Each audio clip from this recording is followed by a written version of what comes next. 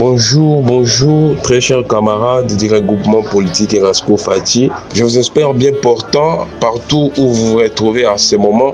Je viens à travers ces messages répondre à de différentes préoccupations et des questions que j'ai à priver concernant la MEP, majorité extra-parlementaire de l'Union sacrée de la Nation. Depuis un moment, ici à Kinshasa et dans les différentes provinces, plusieurs personnes me contactent en privé pour pouvoir avoir des significations claires, l'objectivité et aussi d'autres détails concrets sur la MEP. Voilà pourquoi à travers ces messages, d'une manière générale, je voulais apporter une lumière sur la MEP. La majorité extra-parlementaire regroupe à son sein les partis politiques, les regroupements, les associations et d'autres mouvements politiques qui ont participé aux élections, soutenu les chefs de l'État, mais non pas des députés au niveau de l'Assemblée nationale et provinciale. Ces gens ayant combattu pour la cause noble, participant au pourcentage qu'avaient les chefs de l'État, ne pouvaient pas se retrouver comme des chauves-souris sans position politique. De ces faits, son Excellence Sylvain Mutombo a jugé utile de regrouper ces délaissés politiques. Parce que vous savez qu'après les élections, on ne sonne plus dans la scène politique et pourtant nous avons contribué massivement à cette bataille. Comprenant que la vraie force, c'est nous qui ne sommes pas au Parlement, nous sommes assis sur une seule table pour constituer une seule force qui est la même. Aujourd'hui, ce qui était il y a une année passée comme une simple aventure est devenu une réalité. La charte qui venait d'être signée au sein de l'Union sacrée adopte et reconnaît officiellement la majorité extra-parlementaire de l'Union sacrée de la Nation, mais aussi notre coordonnateur national, son Excellence Sylvain Mutombo, est parmi les 40 membres du Présidium de l'Union sacrée de la Nation. Il n'est pas seul.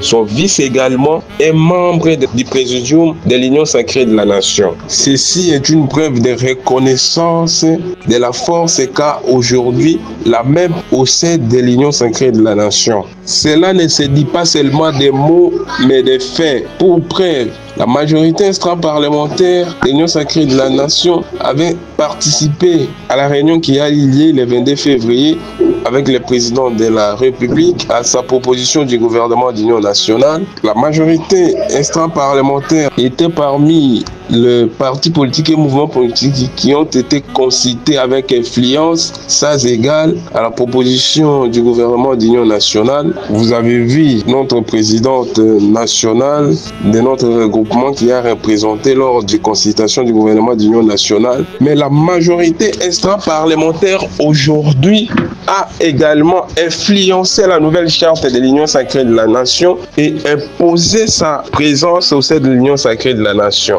Ce qui n'est plus une histoire à dormir debout, contrairement à ce que les gens pouvaient penser au début. Quels sont les avantages que nous avons en étant dans cette majorité extra-parlementaire? Ce n'est plus à rappeler.